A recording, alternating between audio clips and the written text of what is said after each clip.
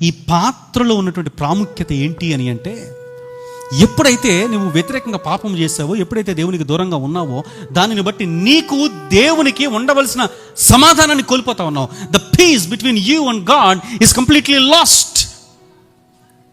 శాంతి, సమాధానం అనేది కంప్లీట్గా నీవు కోల్పోతా ఉన్నావు.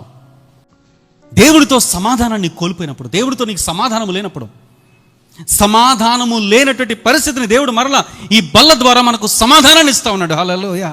ఎవరితో సమాధానము? తండ్రితో సమాధానము. ఎవరితో సమాధానము? నీ ఇరుగు పొరుగు వారితో సమాధానము.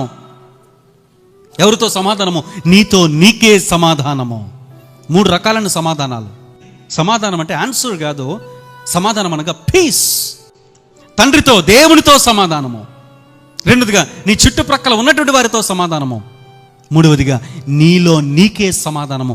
3 రకాలైన సమాధానమును ఇచ్చేటువంటిదే ఈ బల్ల. హల్లెలూయా. దీనిలో ఒక అర్థం చెప్పమంటారా?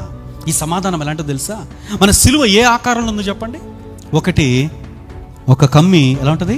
నిలువు కమ్మి. అనగా అది దేన్ని సూచిస్తూ ఉందనంటే, తండ్రికి మనిషికి సమాధానాన్ని సూచిస్తూ ఉన్నది. హల్లెలూయా. నీ పొరుగు వారితో, నీ చుట్టుపక్కల ఉన్నటువంటి వారితో కోల్పోయిన సమాధానాన్ని మరలా నీవు పొందుకోవాలని చెప్పి సూచిస్తూ ఉన్నది ఈ అడ్డకమ్మి. హల్లెలూయా. ఇది సిలువ యొక్క అర్థం.